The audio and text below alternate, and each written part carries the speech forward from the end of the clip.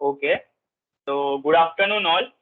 I Vasu Shah on behalf of the Applied Mechanics Department, LD College of Engineering, Ahmedabad and Government Engineering College, Modasa. Welcome you once again for today's second session of this 5-day short-term training program on disaster management and resilience building, conducted under the Training and Learning Academy in collaboration with Gujarat Institute of Disaster Management, Gandhinagar.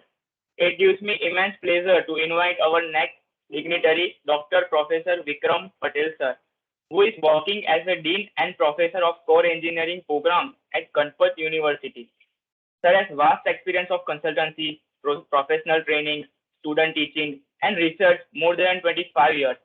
Sir holds a bachelor degree in civil engineering and a master degree in structural engineering with gold medal and PhD degree in civil engineering. Sir has completed 10 certificate courses from Harvard Business School, Harvard University, Massachusetts, US Data Camp, and Costa.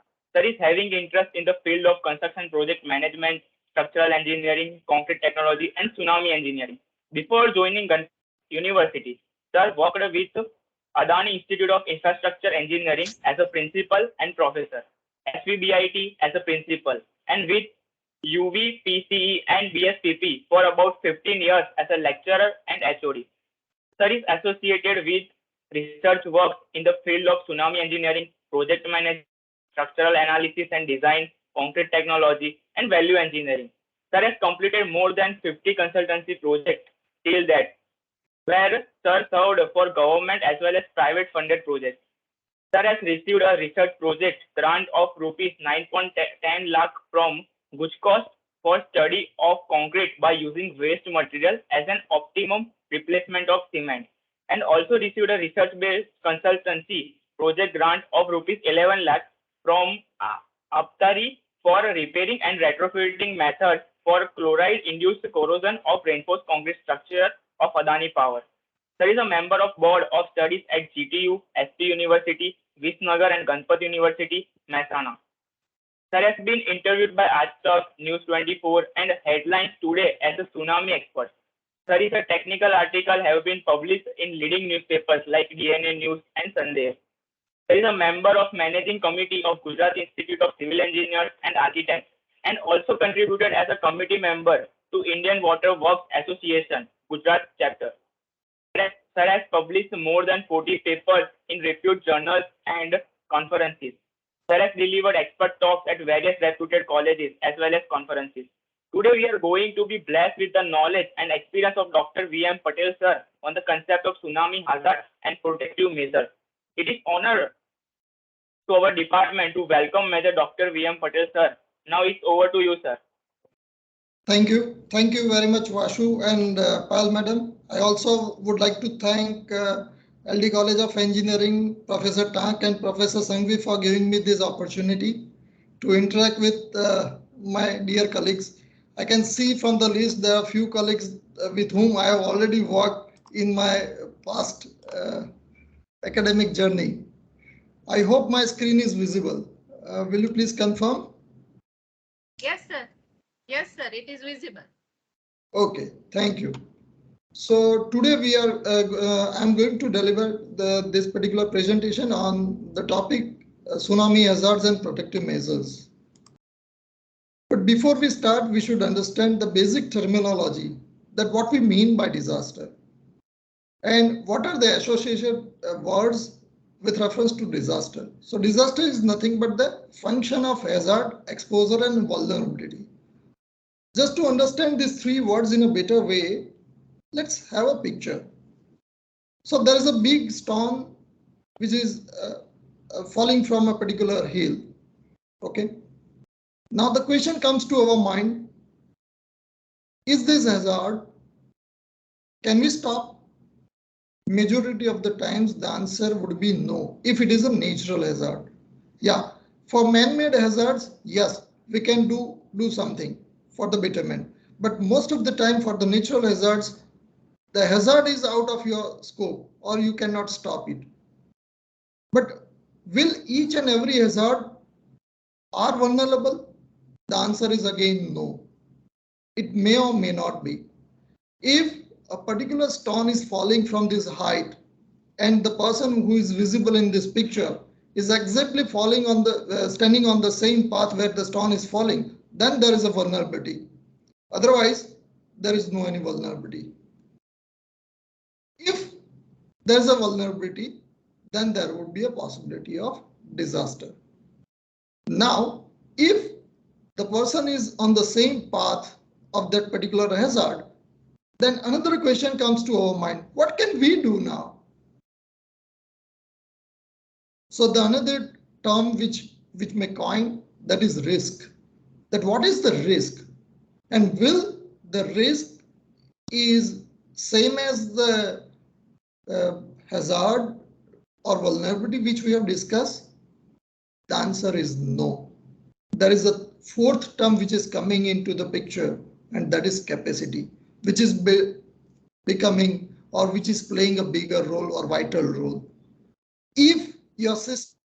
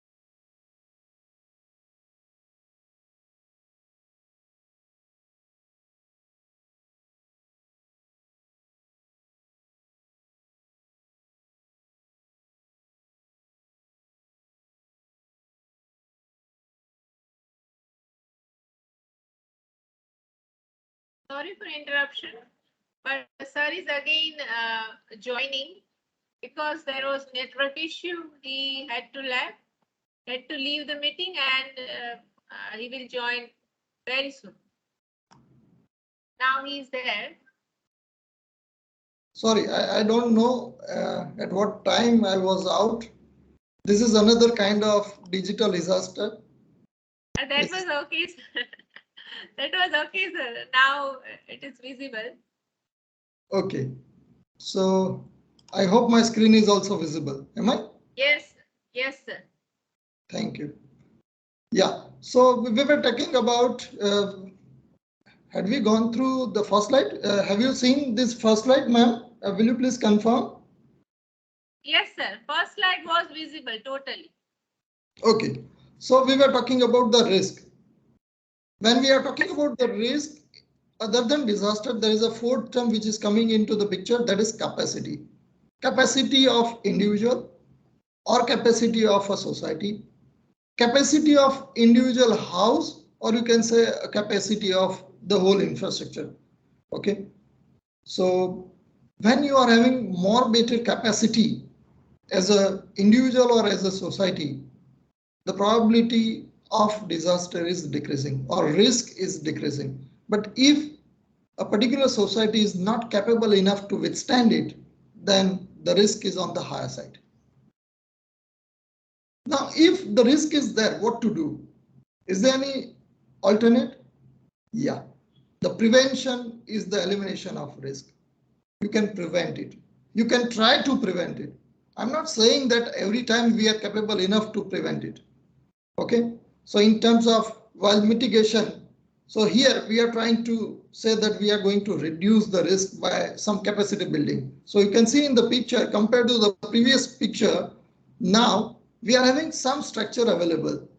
We are not sure whether this structure will withstand this blow off bigger stone or not. But yeah, we are assured that the risk would be reduced compared to the previous one.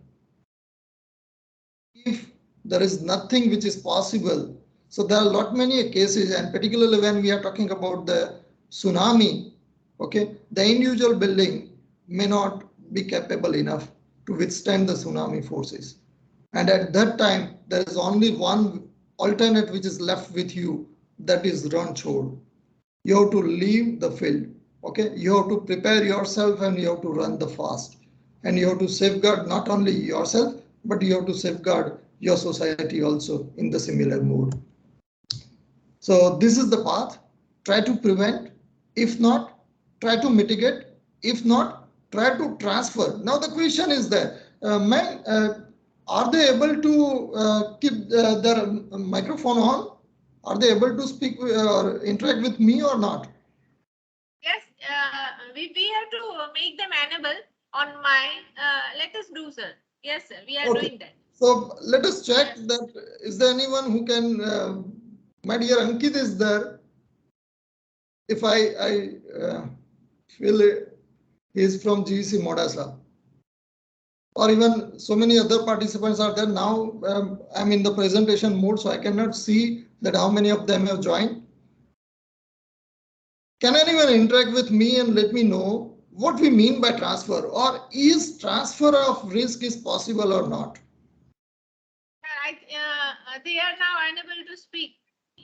Participants, you may talk with our expertise. According to me, there is no answer which is wrong. Huh? Can anyone let me know or let us know that can we transfer the risk from one head to another head, or from one place to another place? Yes, we can transfer. Okay, will you please be little elaborative that how we can transfer the risk? Just for example, I will correlate with my job activity where we are transferring risk. Like we are sending some coils on the trailer, which may fall on the roadside during the traffic. So we load the risk coil on the particular terminal or the plant, but risk related to the roadside also. So we transferring risk from the plant to road. Okay. If we are So not securing the coils, heavy coils. Good. So nice. Thank you. Thank you very much, sir. You are absolutely right. There are lot many cases. Yeah, it may or may not be possible in each case, but yes, in few of the cases, you can definitely transfer the risk from one particular locality to another particular locality, or from one place to another place. And if there are no any options available, neither prevention nor mitigation nor transfer, then there is only one alternate, that is preparedness, that is run away. In particularly in my case, in case of the tsunami hazards, yes, the fourth alternative is also very much important. Okay, we'll discuss during this whole journey. So as per the United Nations Disaster Risk Reduction Program 2015, they mentioned these are the principles of resilient infrastructure, and under which they are talking about the importance of socially engaged, shared responsibility. It is not the responsibility of one person to take care of the whole society. It is the responsibility of each of us to shake the hand and reduce the risk or build up the capacity.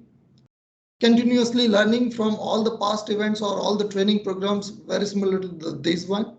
Environmentally integrated, all the actions whatsoever we are taking should be environmentally integrated. Otherwise, the results would, you are improving on one side and you are increasing the risk on the other side. Protected by the design, whatsoever the design of the society or the infrastructure is, it should be a match with it. And lastly, but not least, the ultimate goal is adaptivity. Adaptivity of transforming from one phase to another phase. If we go through the global disaster history, it is very much surprising, or it is quite noticeable. Let me start me. I hope my cursor is visible. Will you please confirm? Ma'am, is it visible? Hello? Sir. Yeah, Yes, so my cloud is visible, am I? Yes, sir. Yes, So sir. right from 1900 to 2020, if you see up to 1990 around, there are a lot many big disasters we have seen in the history. But since 1990, in the last 3 decades, the number of events are there, but the big events are not there. So if you see the particular this region, you will find that the droughts have been reduced tremendously. Floods has been reduced tremendously. Okay. Yeah. What we cannot decrease, that is earthquake, because it is a natural one. You cannot stop. Storms. Yeah. It is also some sort of natural one, we can say. No doubt there are few impacts of the usage of planet which is impacting on storms or extreme temperature, but otherwise we can say it is a natural event. And now, since last 3 decades, we have observed that majority of the disaster is happening in these 3 pockets only: earthquakes, storms, and extreme temperature. If you go through the left-hand side charts, you will find that the maximum economic loss is there because of floods and storms. But if we talk about a particular point which this presentation is talking about, tsunami, then 50 million people are affecting annually, 1 million houses damaged annually, plus other economic and social losses. And in 21st century, there are 48 such tsunamis have been recorded, and because of which there is a loss of around 300 billion US dollars. Now, question comes to us that if it is so, then what exactly, because till the point we do not understand what is the nature of that particular hazard, what are the characteristics of that particular hazard, then probably we cannot prevent ourselves or we cannot mitigate ourselves. So let us try to understand this particular hazard, tsunami hazard, first, okay? And then after we'll work for the future. So these are the histories of 10 deadliest tsunami, okay? Right from Sumatra in 2004, which is having the highest level of death, okay? Then Portugal, then we can say Indonesia. If you go through it, out of the total 10, there are 6 which are noticed at the Japan coast only, okay? Because it is the Japan coast is, the location is on the very active fault. When we talk about tsunami, what it means exactly? A lot many times we have seen or we have experienced in the past, then when a particular tsunami is there at the mid of sea, when the depth is more than 4,000 meter or 4 kilometer into the seabed, yeah, the ships are traveling which are crossing a tsunami wave, but they could not notice easily. Into this deep depth of sea, the height of tsunami wave or amplitude of the tsunami wave is hardly 1 feet, 300 mm. But when the same particular wave is reaching to the coast, the height is increasing. Okay. And here, because at the deep depth sea, your velocity is very high, amplitude is lower. When it is reaching to the coast, because of the surface friction, the velocity is decreasing. And at that time, to match up the total MV, mass into velocity, so your mass is increasing, the amplitude is increasing.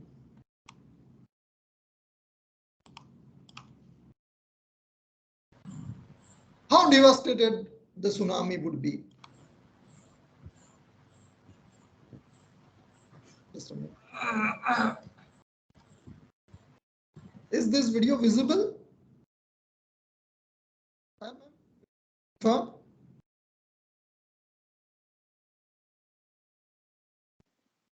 Yes, sir. Hello. Yes, sir. Okay, thank you. Yes, sir.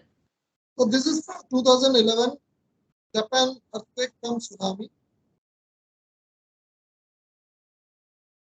You can see how devastated it is. They are having a sea coast, so you can see here the sea which is available. This sea wall, which is visible here, it is almost 3 meter high, 10 feet high. This tsunami has overtopped that particular sea wall.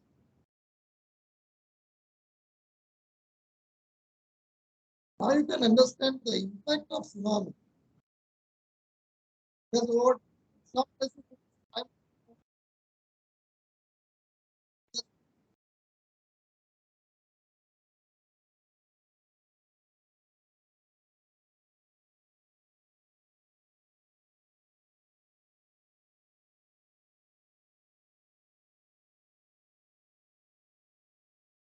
You can see the size of sea which is formed by the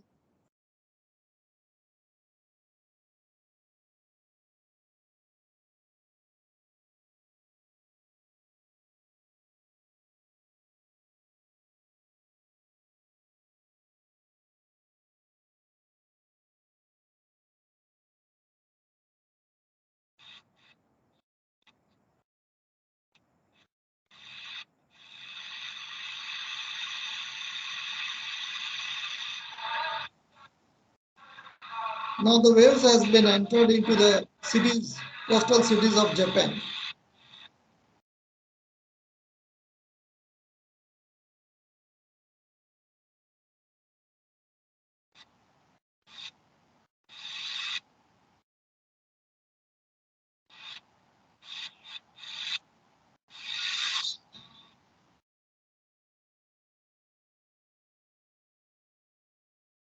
So cars and houses are flowing just like a matchbox in our small pond. Small paper boats which we are using during the monsoon season. You can understand what impact it is having. Now the question comes to our mind that if the tsunami is so much devastated and so much force is there, can we withstand? Are we capable enough to withstand it? What is your view? Can anyone unmute yourself and let me know? Can we withstand it?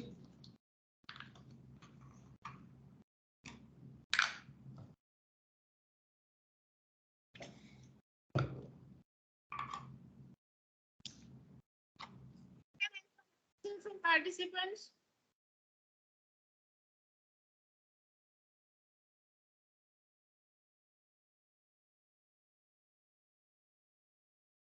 Hello.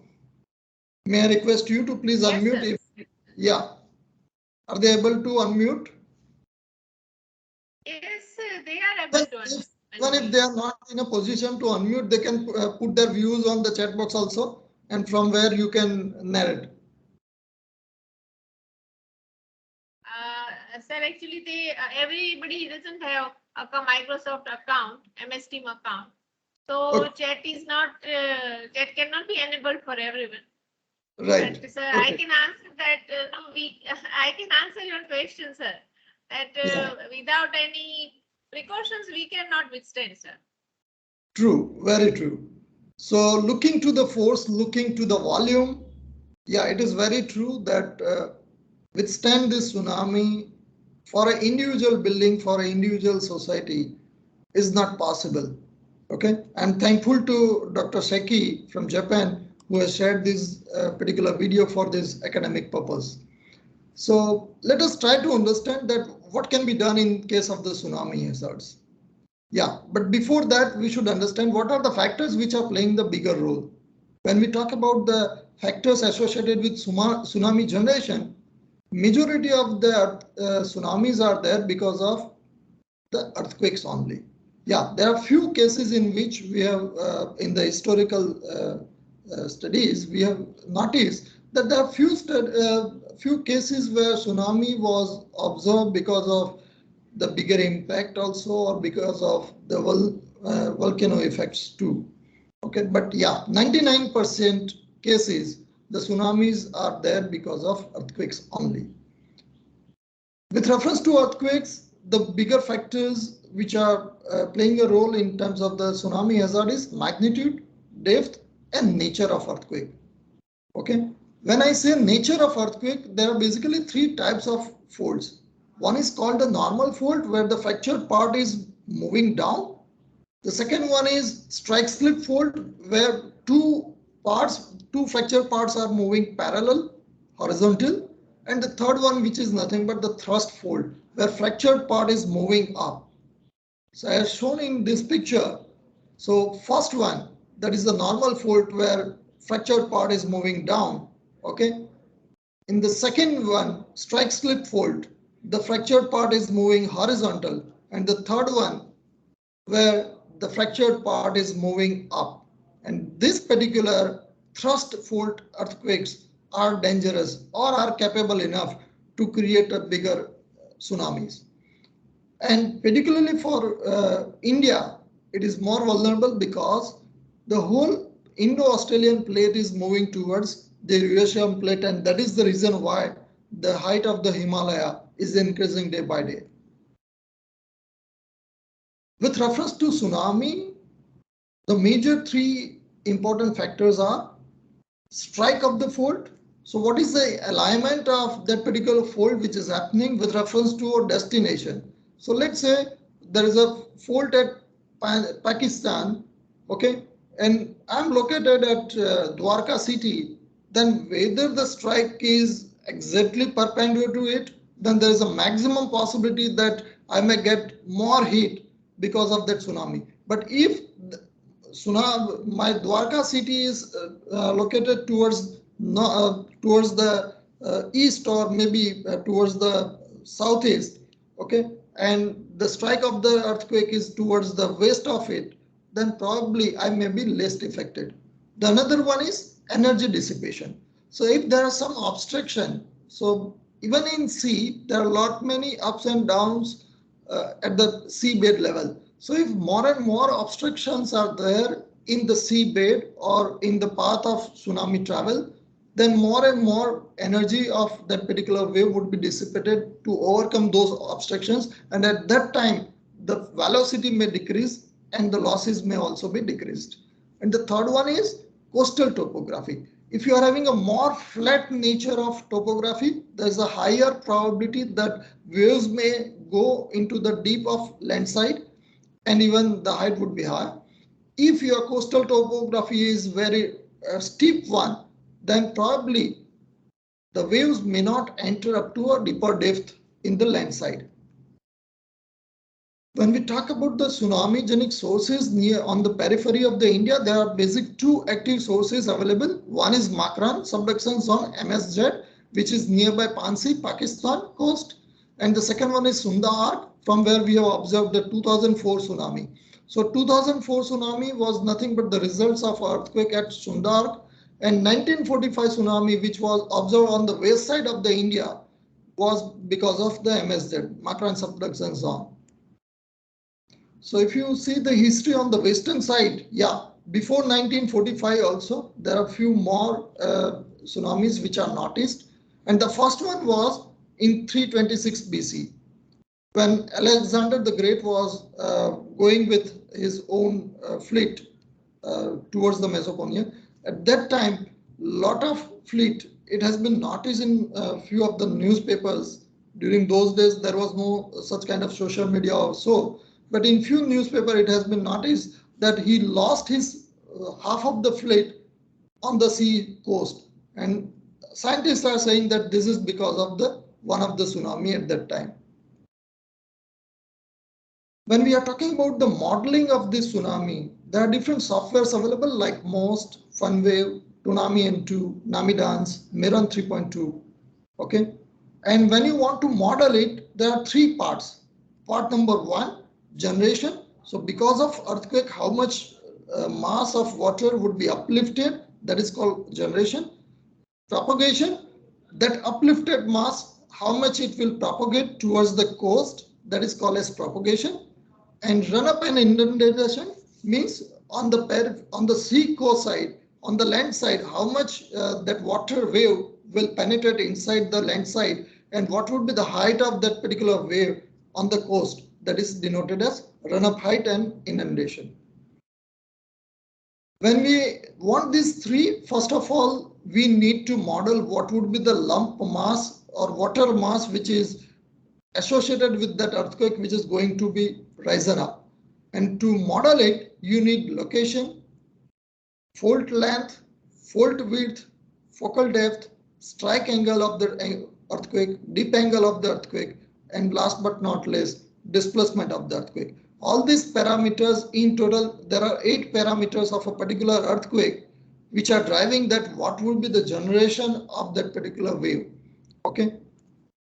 When you model it with all those 8 parameters, majority of the times all the scientists are using Mancina-Smalley 1971 code to map this generation. Once that particular mass is generated, so you can see here 2 different color contours.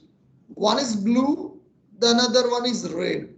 Okay, so this blue is nothing but it is the water is going down below the zero level, means water is receding.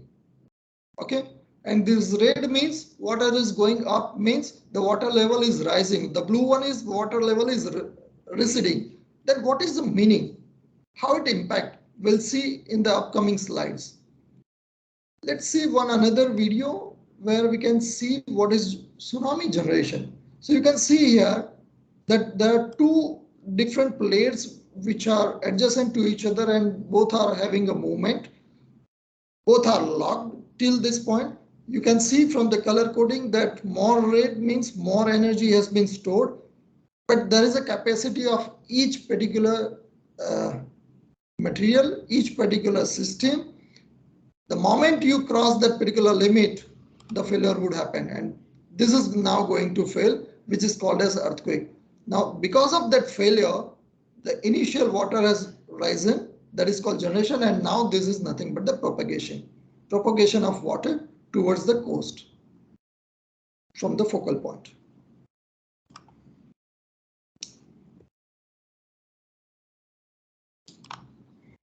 So we can map through different softwares, as I mentioned, that what would be the initial jump. Then after 30 minutes, what would be the propagation status? After 60 minutes, what would be the propagation status? After 90 minutes, what will be the propagation status? And sequentially, so you can map it after every 1 minute, you can map it after every half a minute, you can map it after every 5 minutes. It depends on you, or it depends on what is the system available with you. So if you are having a very high level systems available with you, you can map it for the closer period. Otherwise, you have to go for the longer series of events.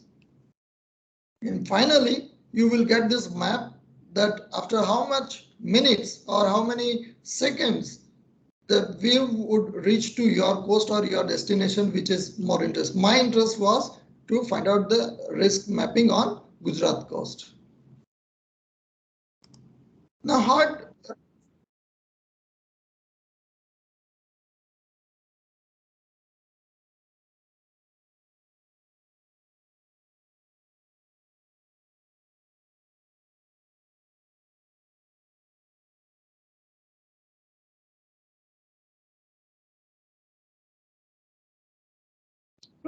it is following a principle of momentum.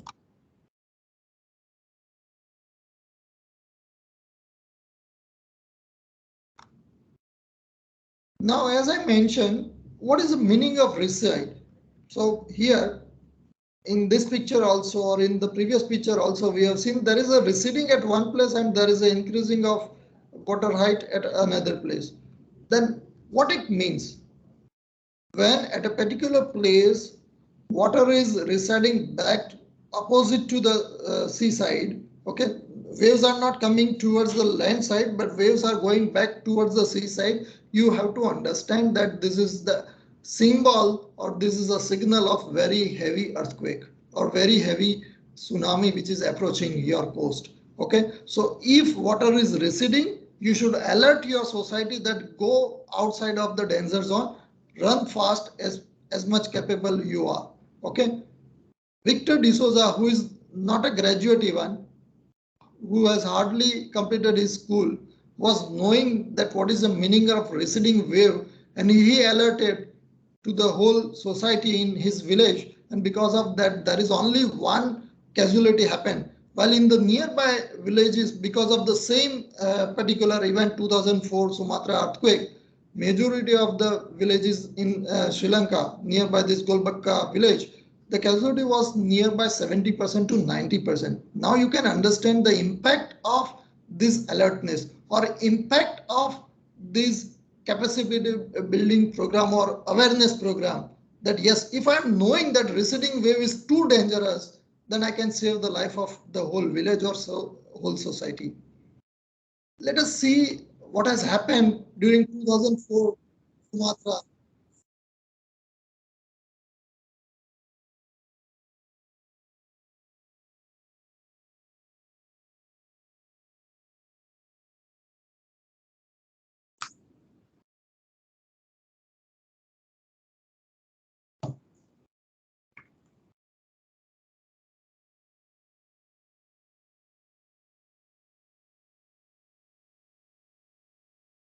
So you can see here what is not here. The tide's gone out very quickly. This is nothing but the receding wave. Water is going back into the sea, but no one could understand here that what is happening. No one was knowing what is the meaning of receding wave or what would be the impact of this receding wave.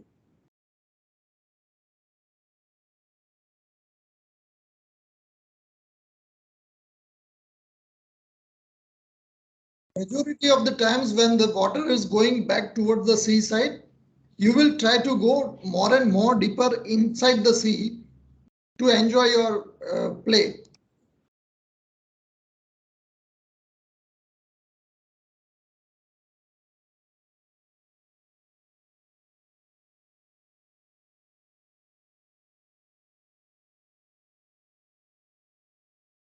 Now the wave is coming forward.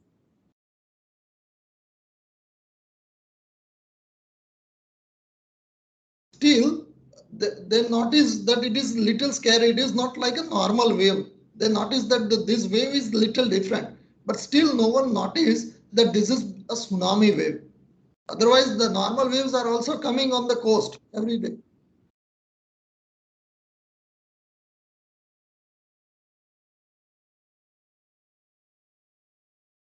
This breaking wave is possible because of the very heavy magnitude waves of tsunami. This is called as surge. When the wave is reaching towards the coast, it is going to break.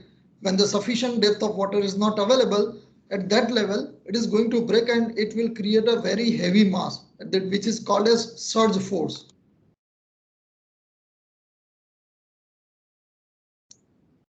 They notice that water is building up.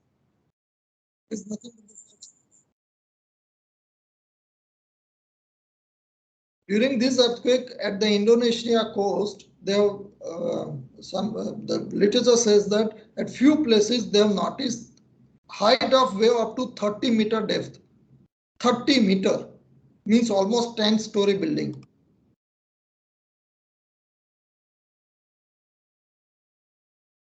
Still they are not knowing what is this.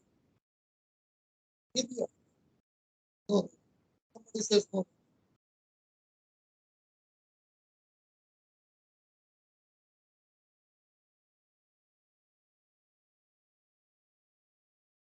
Now someone has noticed that this is dangerous.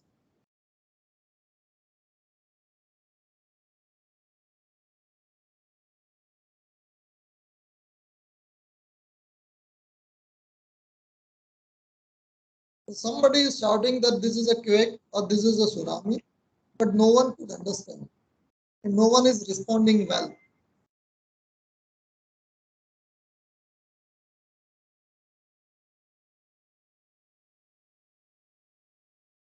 And you see somebody is still enjoying.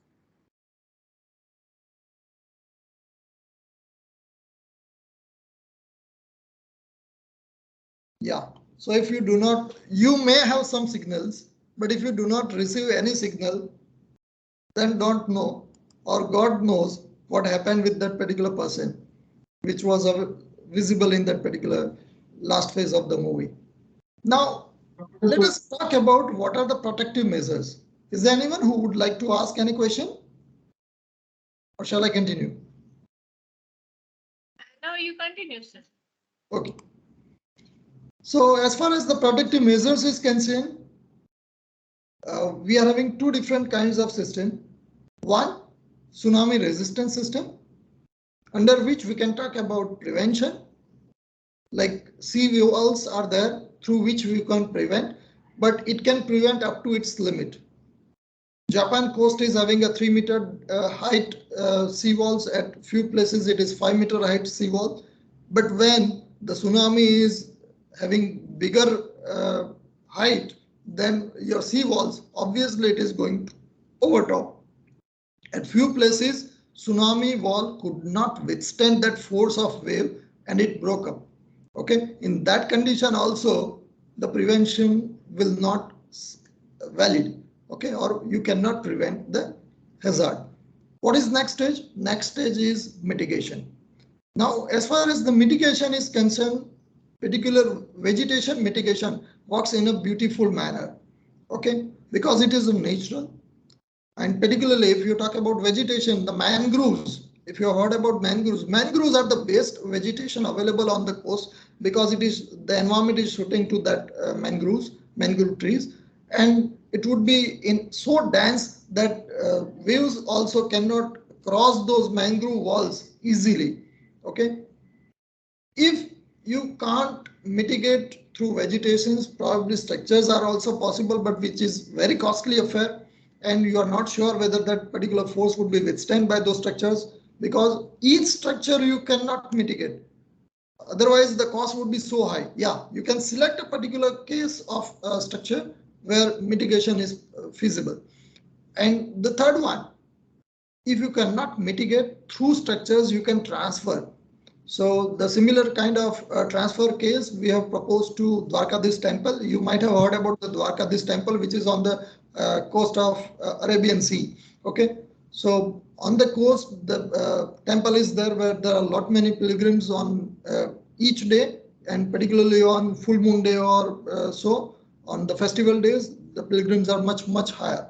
Okay, so we have proposed that we should have a sea wall of incline in nature, where we can transfer the sea waves from which are trying to reach to the temple place. We can divert those path of the sea waves through structures. Yeah, so transfer of risk is also possible. Okay, but you are supposed to have some plan for that. And if by chance tsunami cannot be prevented, not be mitigated, or you cannot transfer that hazard, then the only alternate available with us, that is preparedness. So few of the photographs of different prevention system, she walls, tetrapods or sea walls in a regular manner. Okay, the natural way, mitigation way. Okay, it may not prevent 100%, but definitely it will mitigate the force. Okay, more the denser mangrove vegetation is, lesser the risk. Lesser the mangroves, higher the risk. So one of my master student from LD college only, to whom I was guiding, Mr. M Patel, has done beautiful work on this particular Gulf of Kutch region. And very recently I come to know that he is doing PhD also and about to finish his PhD maybe within 3 months' time. Even we can use a particular structures also as a mitigation purpose. Okay, but the question comes to our mind that looking to this force, are we capable enough to design a structure which can withstand this force? Let us see.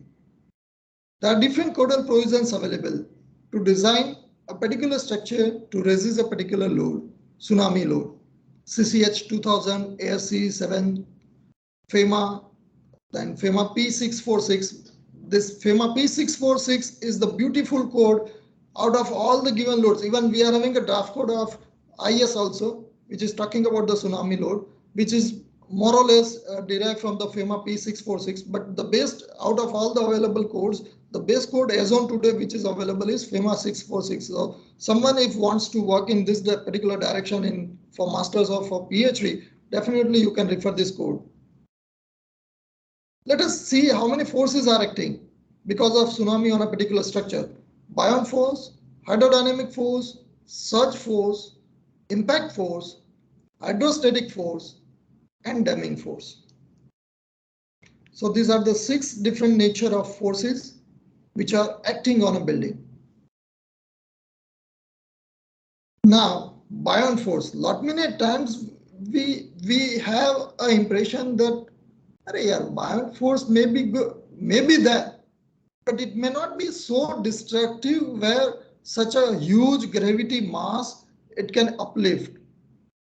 Majority of the times, if we have not seen such kind of photographs, that is what our belief is, that it's okay. A boat can be, for a boat or for a small structures or small items, it can be uplifted. But heavy buildings cannot be impacted by a buoyant force.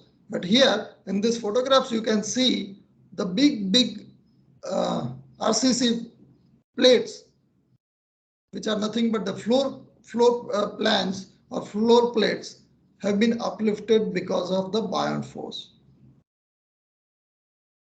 Hydrodynamic force. So we all know that the dynamic forces are more dangerous than the static force. How dangerous these dynamic forces are, you can go through this photograph. Infill RC frame structure becomes a bare frame structure.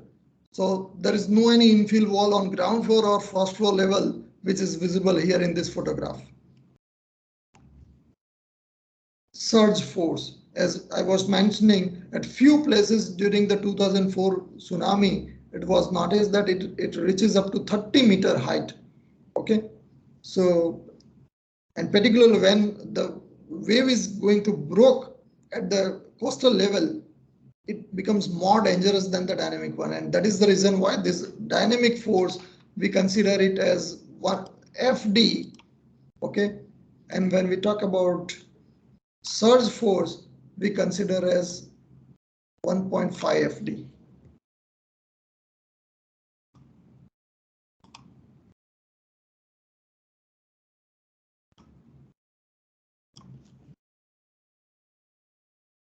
The another one is tsunami forces in form of impact. Okay, so when some debris are coming, suppose I don't have right now the photograph. There was a ship, a small ship or small boat or bigger boat, we can say a smaller ship or bigger boat, which was at the top of the terrace. Okay, for G+1 building.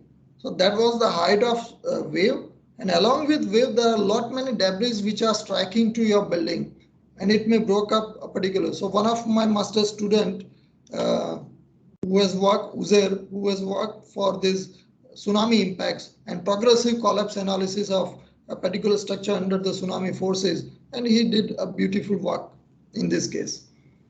Then hydrostatic force, obviously, it would be there. If you are having a solid obstruction over there, then in the only hydrostatic would be there. Otherwise, there would be a mechanism of transfer of forces. And there is a debris forces, which is called as damming of waterborne debris. Now another question. Are we capable enough to design? Can we design a building which can withstand all these forces? All these one? And can we construct all the buildings which can resist this force? See, there are two different questions. Are we capable to design it, and are we capable to build it? Probably you and me, or as a structural designer, those who are belonging to structural design will say, sir, whatever the forces are there, if we are knowing what is the nature of force and what is the amount of force, we can definitely design it. It is not a big deal. We are capable enough now to design any building. But do we have, or on the coastal vicinity or on the coastal front, there are individual houses of different fisheries communities, are they having enough money in their pocket to design a building which can withstand this force? The answer majority of the times is no.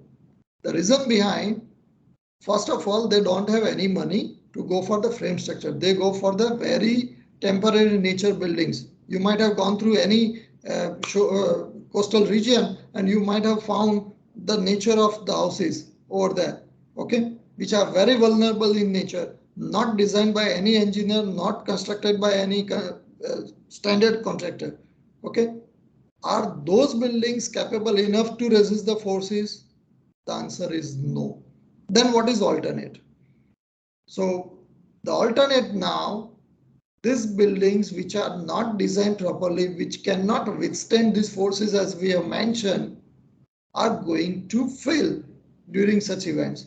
Then what is the alternate to save? So you cannot save buildings, but now your responsibility is to save those humans, those who are residing over there, the whole society which is living over there, okay. Now the another alternate or the last alternate which we have, that is safeguard of the lives, and for that you have to think about evacuation system, okay. Let us have an evacuation system knowledge little bit. So we are having IMD, and I was going through the schedule. Probably today the last session or yesterday the last session was there from director of IMD. Palman, am I right? There is one session from IMD? Yes, today. Today. Yes, sir, okay. today last session. Right, after me. So this is the Yes, website sir. of IMD, Indian Meteorological Department. So there are different departments, those who are working with reference to tsunami forces or tsunami predictions, and COIS, which is the bigger organization which is working for this one. If you go through the inquiries, okay, they on their website, you will find such kind of warnings or such kind of details of a particular event, okay, with date, with time. One of the bulletin, earthquake bulletin, which is published on inquiries, okay, on 8th December 2016 at 5:49, the bulletin was published, which was talking about the capable of generating a tsunami forces. So you can see here, it is talking about that this particular earthquake can generate a tsunami. So they are giving a tsunami early warning alert. This is the same alert notice. And after a few minutes, for the same event, on the same inquiries website, they have put another notice that there is no threat on the Indian coast. The similar thing happened, not only, it is not happening only on the Indian coast. So later on, there is a final bulletin which is published after one day that there was no any tsunami was generated because of this earthquake. Now what is happening? Even in Pacific tsunami warnings, this is the most proven tsunami warning system, okay. Even in that case also we have noticed that they are giving a notice earlier, and after few time they mention there was no any tsunami threat because of the same earthquake. So if you do it continuously, you might have heard about a Gujarati કહેવત, વાઘ આવ્યો. દર વખતે કહીએ કે સાહેબ tsunami આવશે અને પછી દર વખતે કલાક બે કલાક પછી કહીએ કે સાહેબ નહીં આવે. On the last day when a real tsunami is going to strike, they will believe after 1 hour you will say there is no tsunami, and they will not be take your directions so stringently or so positively. So what is alternate now? If this is the system, then can we do something? Do we need accurate warning system? Yes. Can we do something? Yes, we are engineers. We can do, definitely we can do. So we, during my PhD work, I applied the ANN application where we try to model it. We work with the different 8 parameters, those 8 parameters which I have shown you, These are nothing but the characteristics of different earthquakes. For a particular earthquake, there are 8 different parameters like length, width, deep depth, strike angle, dip angle, everything. When you put it, you will get from the historical data, you can notice what is happening. So you can map your own NN model, which can give you perfectly run-up height and perfect inundation depth for a particular location. The fault is in majority of the early warning systems, what is happening? They give a single warning which is applicable right from the Kerala coast to the Gujarat coast, but it is not working. Believe me, it is not working because risk may differ from place to place, risk may differ from distance to distance, risk may differ from strike angle to strike angle. And for such a long coast, you may not have each parameter constant. It is varying. Even the coastal topography is also varying. And in that case, you have to play or you have to give the warning system which is individual in nature. For Rajkot, it is different. For Mehsana, it is different. For Ahmedabad, it is different. For Sabarkantha, it is different. Then and only you can give a more accurate, more precise early warning, which people may take it positively. And that is the reason why we have tried for this. And once we develop this model, definitely we can predict more better that yes, this particular coast is going to strike. Now, once we are knowing that there would be a possibility of strike, the another question comes to our mind. Are we capable enough to evacuate all the people within that stretch of a limited time? Yeah, particularly for Gujarat coast, we are lucky enough that we are having almost a time of 2 hours. So if we can predict the earthquake and if we can successfully predict the tsunami with particular impact and with particular inundation, we can definitely give early warning to our whole community who are living on the coast, and we may have sufficient time of minimum 90 minutes to evacuate all the people. Maybe in the horizontal mode. So horizontal evacuation means you have to prepare an evacuation map. So here you can see the color zones are dangerous. Okay, tsunami may reach to these color zones. If your community is living in this particular sector, let's say I'm talking about this particular Oka, or let's say this particular community, I have to give warning to these guys that you have to move towards the safe place. Okay. What you are supposed to do, you are supposed to prepare the maps right from beginning. Before any earthquake happens, you have to prepare a map that if by chance tsunami is of 1 meter depth, how much area would be inundated? If it is 2 meter depth, how much area would be inundated? If it is 3 meter depth of tsunami, what would be the inundation? So for higher the tsunami height, more the area would, suppose this is 1 meter depth, then for 2 meter depth, this much area would be inundated. Means your people, those who are living here, have to move out of this danger zone.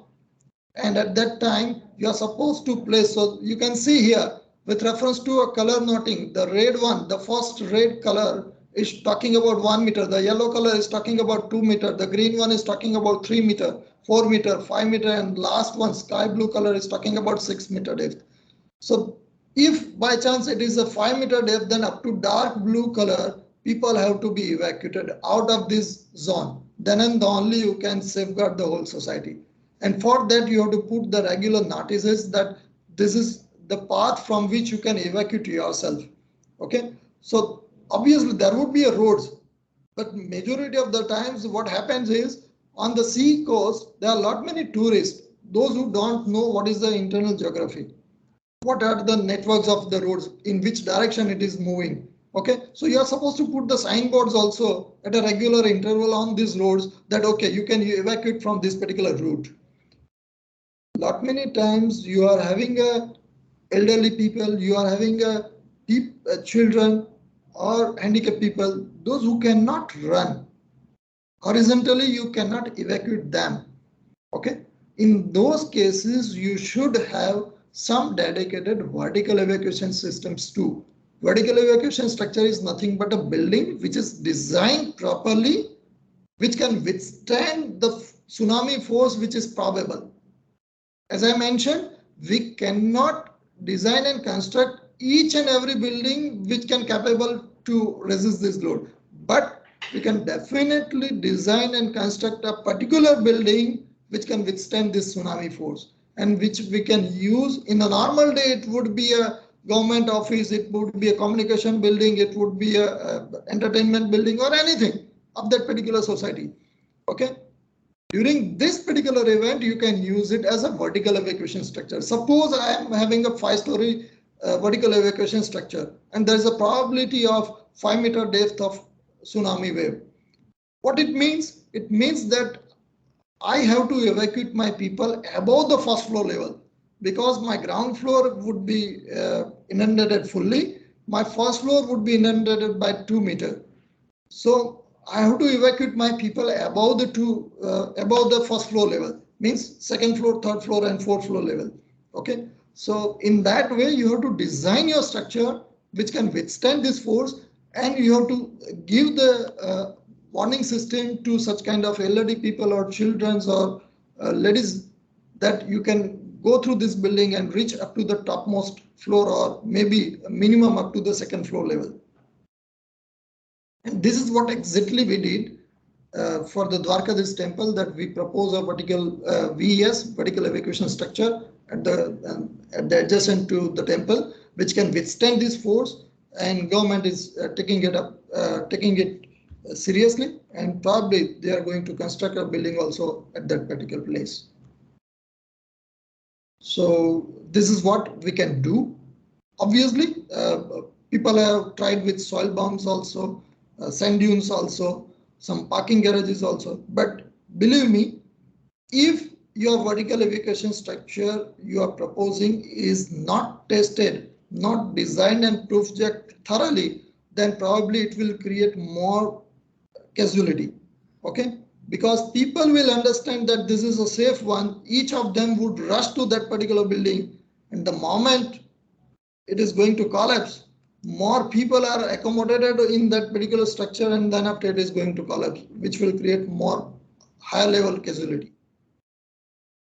So yeah, I'm little before time, probably I rushed a little faster.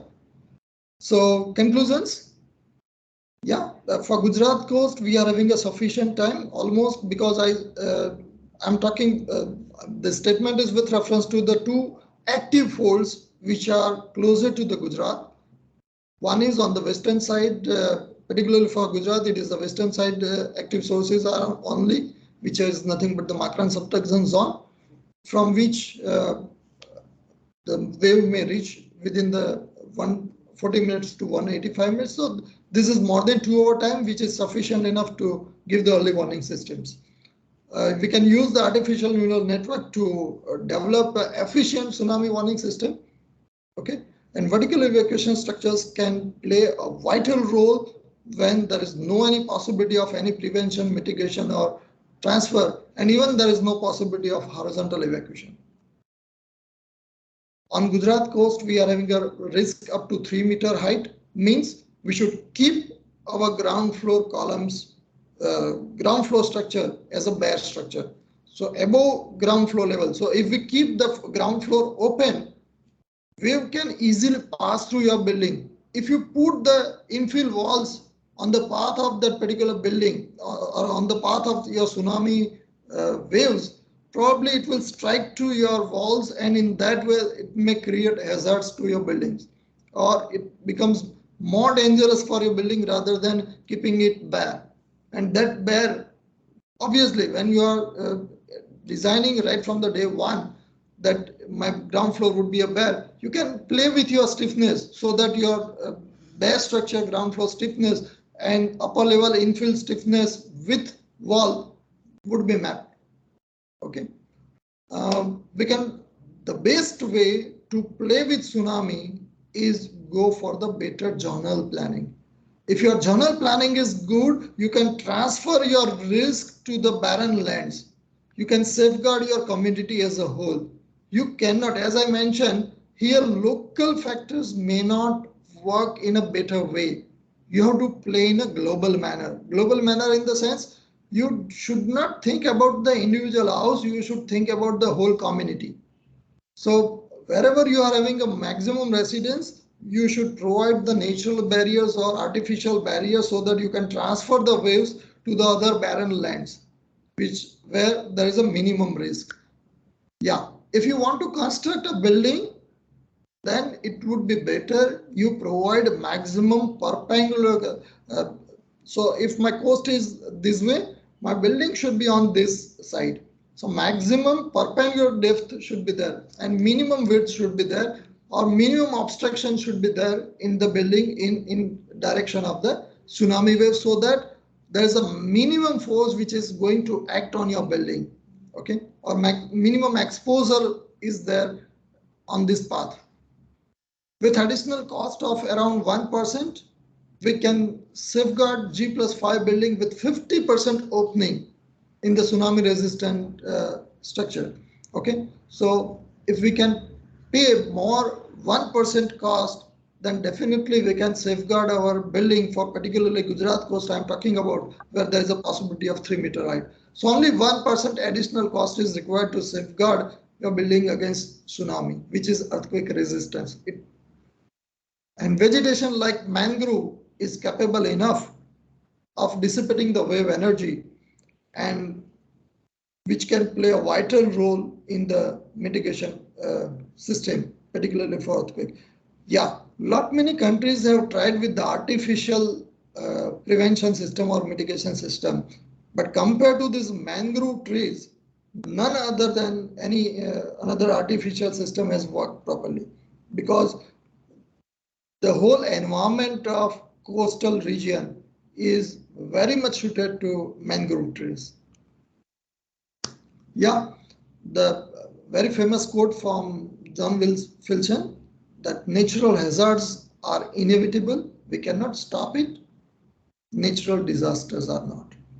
If we can do more and more such kind of awareness program, if we can build up our capacity of our society as a whole, definitely we can reduce the risk, we can safeguard our societies. While earthquake hazards are, or any tsunami hazards are inevitable, each hazard need not convert into a disaster, as what comes in between is the culture of safety and prevention, or culture of capacity. Let's work together to build the culture of prevention. Thank you. If you have any question, you are most welcome. Thank you, sir. So, any query from participants, please? Any question, query to discuss with sir? So I have tried to keep it short so that more discussion may happen at the end. Yes, sir, definitely.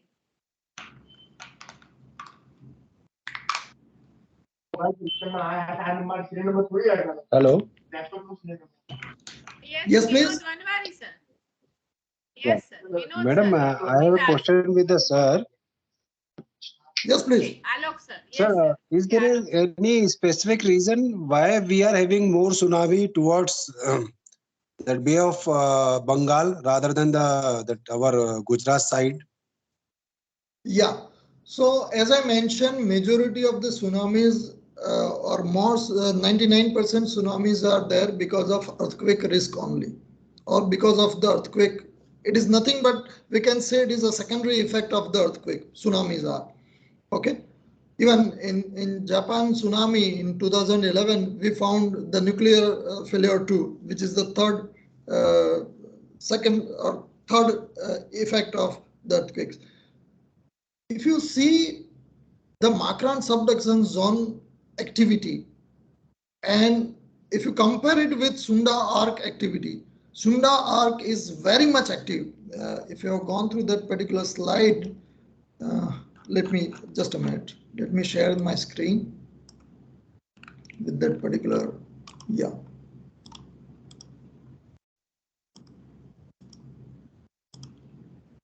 Is my screen visible, sir? Yes, is my sir. screen visible? Yes, Hello? sir. Yes, sir. Okay. So Yes, sir. You can see. the activity of this Makran subduction zone is very minimum compared to the risk which is associated with the activity or the fault activeness of this Sunda arc. Okay. So more the bigger earthquake, more the energy would be released, more the wave the water mass would be uplifted, and more bigger tsunami is. If you are having a bigger tsunami, a 2-meter tsunami may not create havoc, but any tsunami beyond 3 meter will create definitely a havoc. And the same thing happened during the Sunda arc or Sumatra earthquake of 2004. Okay, it created a tsunami which was reach up to a height of 15 meter at some places. So obviously it will create. Even one of the video, it was visible that the person was a 2-meter heighted person was feeling like 1/5 of that particular wave height. So from that figure also, or from that movie also, we can understand that what is the impact of wave height. But on the other side, people are saying that, sir, Makran is inactive since long time. It doesn't mean that it is not dangerous. What it means is it has accumulated the energy since long time.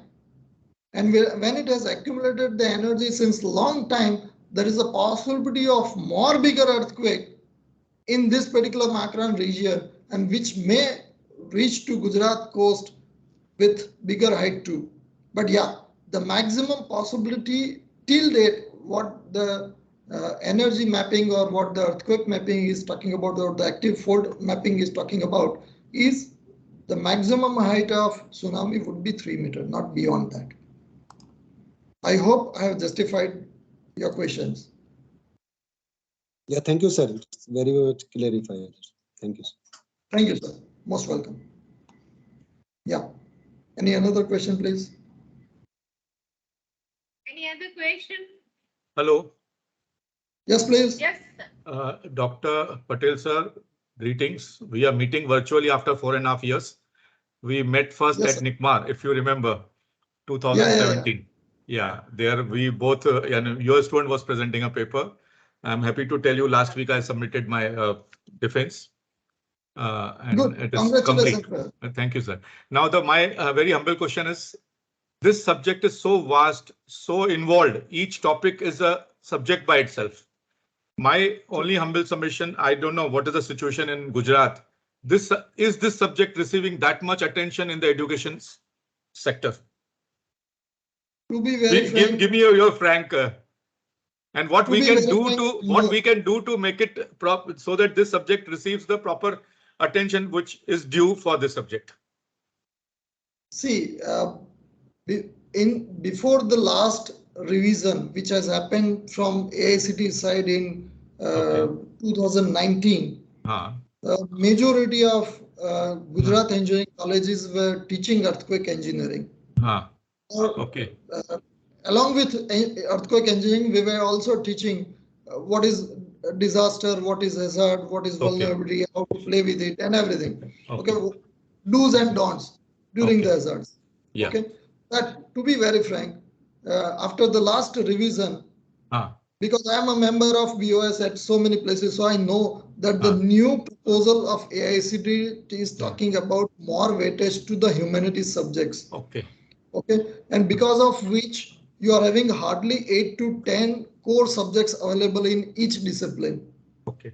Now, when there is a choice, even if I want to put earthquake engineering or disaster management as a topic, or as a subject, I cannot put earthquake engineering or disaster management in place of soil engineering or in place of structural engineering. Correct. Okay. So I cannot do that injustice. Okay. So looking to the risk, because it is acting as an optional subject. I cannot take a risk of omitting the structural engineering or omitting the transportation because it is a bigger risk. Correct. Sir. Thank you. Okay. Thank you. But definitely, what I propose is, if it is not possible in that way, because this subject is not only for engineers, Yes. this is for the whole community, whole society. Correct. Such kind of more and more programs, more and more awareness among the society will definitely lead us towards the safer society. Okay. Thank you, sir. Thank you. And Gujarat government is running one program of Safety Week every year. Okay. During which the professionals are going to the schools and other educational institutes where they demonstrate what to do and what not to do during such events. Yeah, okay. That is a guiding force. Thank you, sir. Thank you. Thank you. Thank you. Thank you, sir.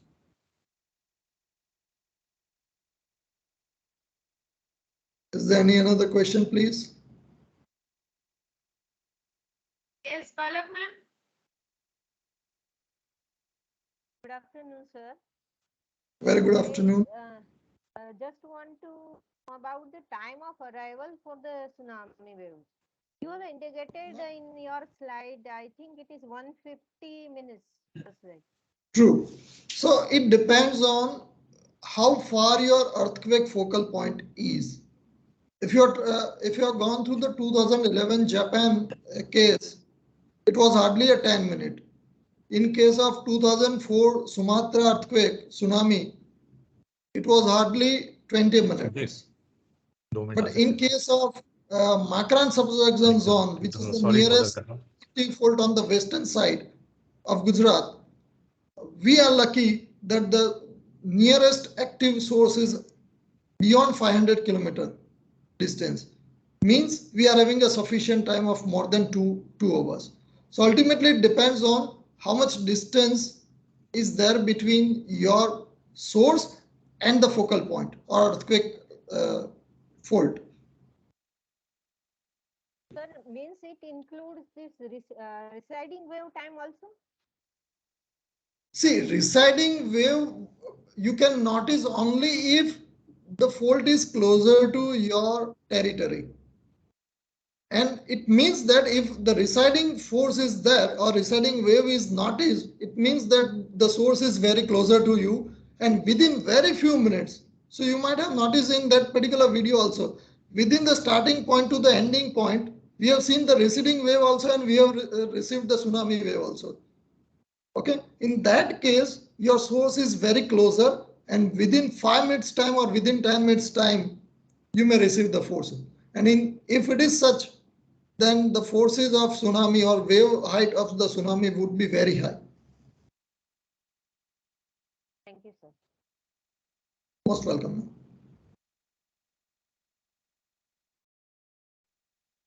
Any other questions? Actually, sir, yes, sir. I missed it. I heard little later because I was having a class. But you said marker was having वहाँ पे tsunami का जो effect होगा, that would be 3 meters or so. And ये जो सुंदरा आपको जो आप नीचे दिखा रहे थे, there the effect could be जैसे अपने tsunami में आया था, it was more than 15 meters. True. The distance so matters. Why that difference? Because since I missed, I was having class and so I missed it. If you don't mind, otherwise we will see the recording. Just a minute. Let me share my screen. Let me run a video which is talking about that. Okay,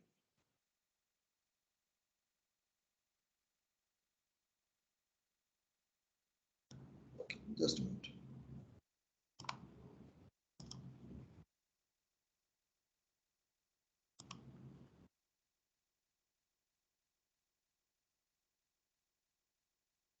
Please go through the video, you will understand what I mean by it. Right. Okay, now, if your location is closer to this point, can you see my cursor? Yes, sir. This is my focal point. If your location, your coast is closer to the focal point, the amplitude would be high. When you go farther, the height of water is receding because your wave is propagating. When it is propagating towards the coast, more and more area is covered, so Yes. lesser the impact. Okay, so the wave is decimating. No doubt, when it is reaching to coast, because the water depth is not available, once again the water waves may get the height, but that is a different scenario. So in general, if the distance of your coast is farther from the source point of the earthquake, you may have a lesser probability of lesser height of waves and lesser probability of risk. Okay, sir. Thank you, sir, so much. Yeah. Thank you, sir. Thank you.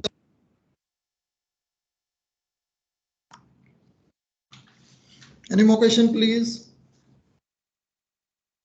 Any more question?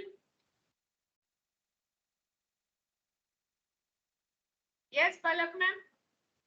Is there any guideline, Indian guideline for design of tsunami resistance? I can't say it is a code, but yes, there is a guideline available. As I mentioned here, CD 397545. But it is a draft code, it is not a code. So you can consider it as a guideline rather than codal provision. And which is 100%, or we can say very close to the FEMA guideline P646.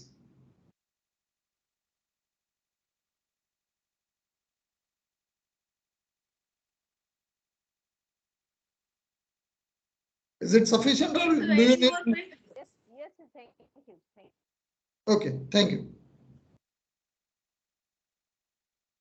Any more question from participants? Sir, I have one question. Please, please. Sir, India has large coastal area, and many of those areas consist village people.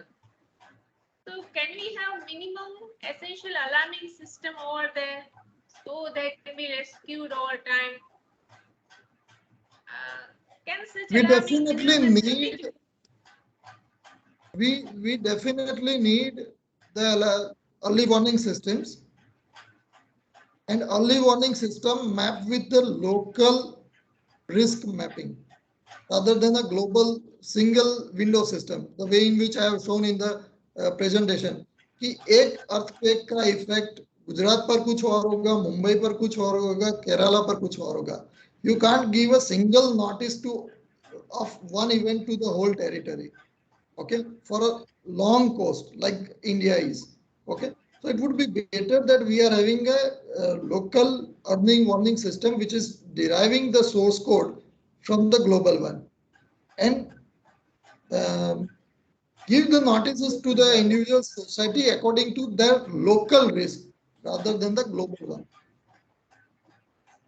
कि अगर गुजरात में 2 metre का height है तो आप बोलेंगे कि 2 metre का ही हाइट है, और 1 किलोमीटर का इनंडेशन है तो 1 किलोमीटर तक ही आपका मैसेज जाना चाहिए कि कोस्ट से 1 किलोमीटर तक वार्निंग है, उसके बाद नहीं है. माइट बी पॉसिबल कि केरला में आपकी वार्निंग बोल रही है कि 3 किलोमीटर तक खाली करना है.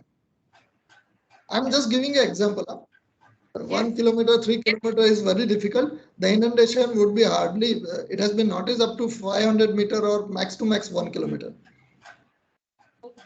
Yes, sir, truly. The system should be mapped with local authorities. Yes, that is very needed. Sir, but nowadays it is easily feasible because we are having a mobiles. And for each mobile communication tower, you know where the communication tower is, where that mobile station is. Okay, if that particular within that territory of mobile station, if the mobile is there, you can say it is in a danger zone. Out of which it is non-danger zone. Yes. Okay. Sir, one more question from my side. Please. That have probability of tsunami in the area which have never been affected by tsunami. For example, Somnath seashore. That area has never been affected by tsunami. So, do we have such device or any model by which we can say that it will be never affected by tsunami? Ma'am, I would like to give you answer in another manner.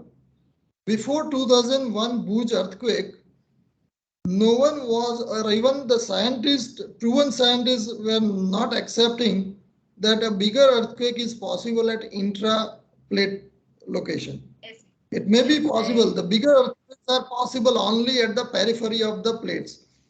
Okay. But after 2001 Bhuj earthquake, everybody is accepting that yes, it is also possible.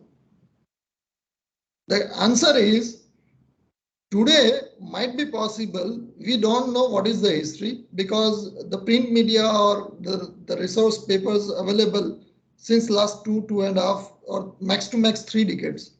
You don't have any literature, proven literature available beyond 1980s.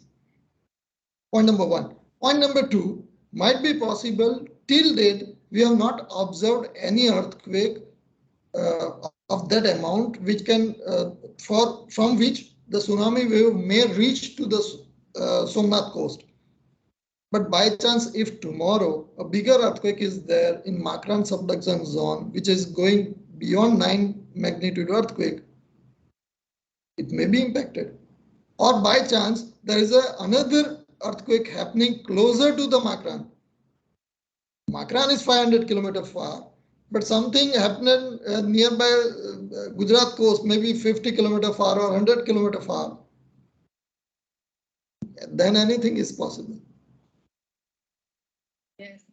So you are absolutely true that we can watch on what earthquake then. Right. Earthquake prone areas, yes. And let us build our awareness system first. Let us work on our capacity building. Then we will fight with any of the situation. Exactly. Exactly. Yeah.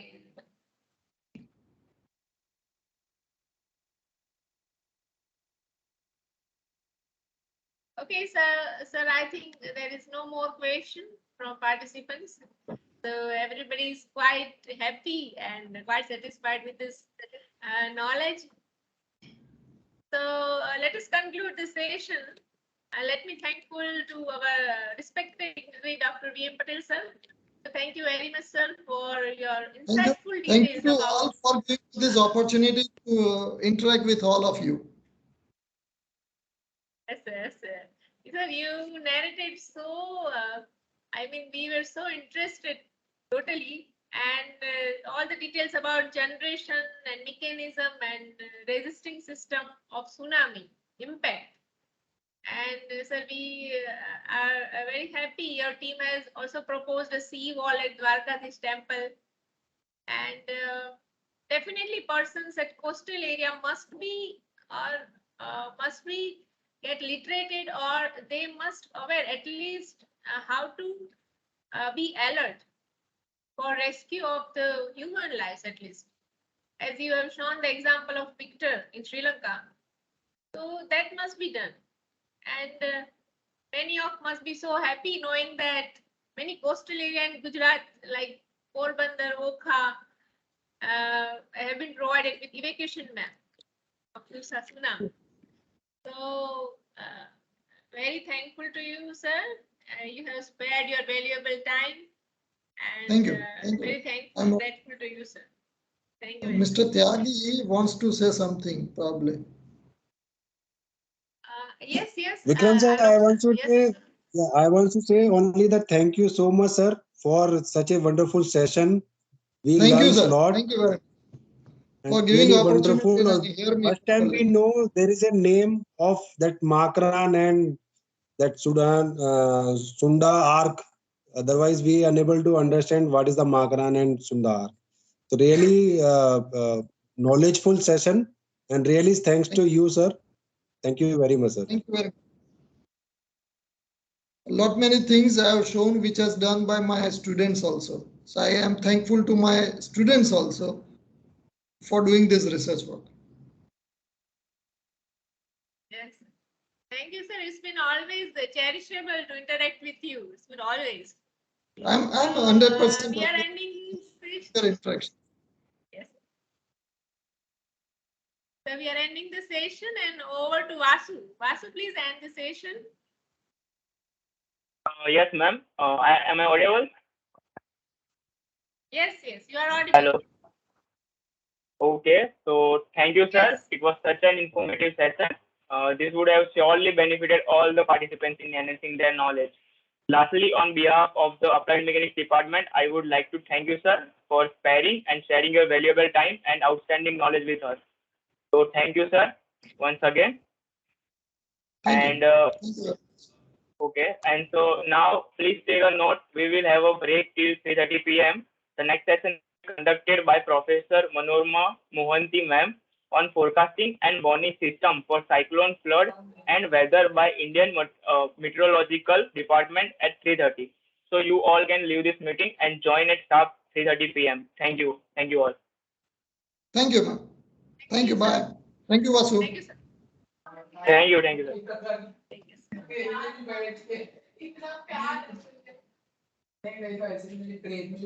sir.